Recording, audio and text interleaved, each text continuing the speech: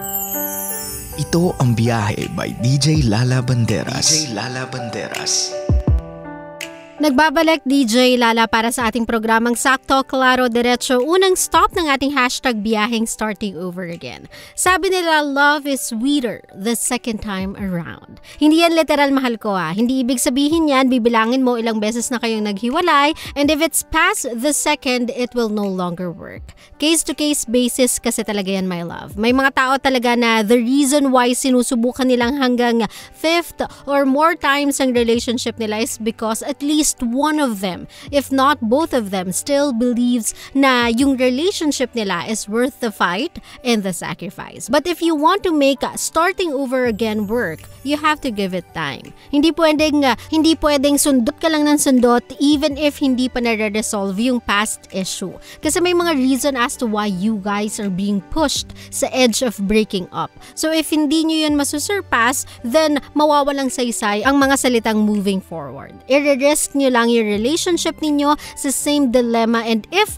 mangyari ulit yon, baka hindi na kayo makarecover. So love, if you want to keep the relationship working by starting over again, be brave enough to sit through the storm. Ibig sabihin, mag-aaway na kung mag-away, magdiskusyon na kung magdidiskusyon, ang importante, you let it all out. Para once nakahinga na ang isa't isa from the pain or the anger because of the fight, you'll choose to compromise not because gusto nilang matapos yung away, but because na-realize nyong mas mahalaga ang isa't isa sa pagiging tama. That's when you guys can start over again. Okay, I hope I was able to give you a good sign to keep on holding on and keep fighting for your relationship, okay? Second stop ng ating hashtag biyaheng starting over again. Alam nyo ba yung feeling na dumadaan ka sa midlife crisis kung tawagin? Yung tipong you're too old to be fooling around pero you're still quite young to be taking life seriously. And that place sa buhay mo scares you. Yung takot na, hala, ano nang narating ko? Hala, saan ba ako papunta? Hala, parang yung mga kaibigan ko na figure out na nila yung mga gusto nila. Ako stuck pa rin sa lugar kung saan ako nagsimula. Well, love, one, just to calm you down a bit, it's normal. Yung nararamdaman mo ay something that happens to a lot of people, if not everyone. Hindi kasi lahat built like that Yung super alam na nila saan nila gustong pumunta or laid out na para sa kanila yung dadaanan nila. They just have to get up in the morning and walk. Most of us have to grind. Yung talagang sunugan ng kilay at lahat ng buhok sa katawan. Just to get what we need. After getting what we need, saka pa lang natin maiisip yung what we want. Most of us kasi walang luxury of choosing dahil mas kailangan nating unahin yung quote-unquote kailangan sa gusto. So if ever inabot ka na ng late 30s or early 40s, saka ka pa lang nagkaroon ng direksyon sa buhay, love, do not be scared. It's never too late to start over again. Sabi nga nila, di ba, mainam nang nahuli kaysa hindi talaga nakapagsimula at all. Remember, walang time requirement ang self-fulfillment. Go about life at your own pace. Hindi mo kailangan i-pressure yung sarili mo sa achievements ng iba. That's their story. That shouldn't be yours as well. If wala pang nagsasabi sa'yo, love, you are doing great. You are okay. So pag nadapa, bangon lang ulit. Kahit gaano katagal, just start over again. Okay? Love, pagas muna tayo sa ating biyahe bago gumarahe sa ating segment na Biyahe Sender. Oras ng problemahin natin ang problema ng iba. O, eto na nga, ang sulat ng isang problemado sinend sa atin through our mobile number 0917-851-4329. Sabi niya dito, magandang gabi DJ Lala. Gusto ko po sanang mapayuhan mo ako sa problema ko. May live-in partner po ako for 16 years. Hindi kami kasal at matanda ako sa kanya ng 7 years. Kaya ngayong magkahiwalay na kami DJ Lala, nag-worry ako. Meron kasi kaming anak. 7. Sa ngayon, nagsasama na sila ng bago niyang babae, walang sustentong binibigay. Meron ba akong karapatang ireklamo siya? At ano po ito, DJ Lala? Tatanggapin ko ba siya ulit kung babalikan niya ako? Sana matugunan niyo po ang problema ko, DJ Lala. I am Lali ng Bulacan. Well, hi Lali. Ayan, first of all, you are an amazing mom. Hindi ka perfect, sure, but definitely you are amazing. Just by fighting for the rights ng mga anak mo to have a better future, future through sustento. Amazing ka dyan.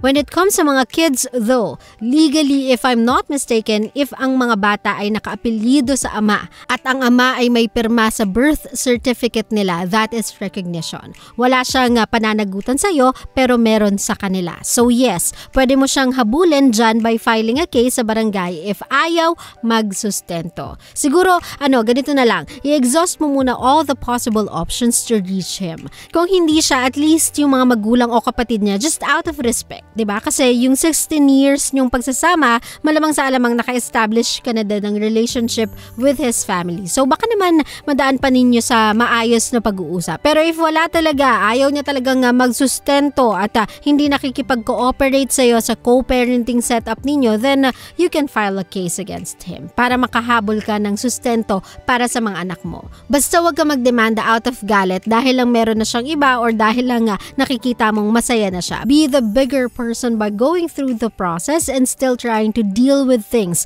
nang walang iskandalo. Sa ngalan na lang ng mga anak mo. Now, pagdating naman sa relationship ninyo, love, if magdidemanda ka against him, mahirap nang maibalik yung dating kayo. Kasi again, dahil sa skandalo. If gagawin mo lang to para bumalik siya sa'yo, even worse. Kasi tinatali mo lang siya sa isang relasyong pipiglasan niya pagkatagalan. So love, instead of wasting your energy trying to find ways to get this man back, I suggest you focus your attention na lang on how to pick yourself up and try to up your game kasi you'll have to raise the kids on your own. I know, scary yan and probably easy for me to say kasi wala naman ako sa sitwasyon mo, pero one thing I know is true, there's nothing a mother won't do for her kids. I've seen that multiple times sa buhay ko from different amazing women. It doesn't matter to them how hard it will be. What matters is mabigyan nila ng future yung anak nila or at least man lang a shot in having a great future. So love, I would love to see him back with you kasi I know that will be easier for you, but if things don't pan out, please, wag ka na maghintay. Get your life back and move forward. Hindi lang para sa peace of mind mo, but more importantly, para sa mga anak mo. Okay? I hope I was able to help you, Lali. And of course, kung katulad ni Lali Love, meron ka ding problema and you wanna be our biyahe sender of the night, all you have to do ay isend ang iyong problema over at my Facebook fan page, DJ Lala Banderas, or text me through my mobile 0917-851-4329. Again, that's 0917-851-4329. Kasama nyo pa rin po, DJ Lala Banderas, and you are still tuned in sa aking programang biyahe, ang programang Sakto. Claro, Diretso. Dito lang yan sa 90.7 Love Radio. GV lang. Walang hate. Puro love lang. Always your number one SM radio station. Love Radio. Love, kung natuwa ka sa aming video, i-click mo na yung subscribe button at yung notification bell para naman notified ka sa mga bago naming videos.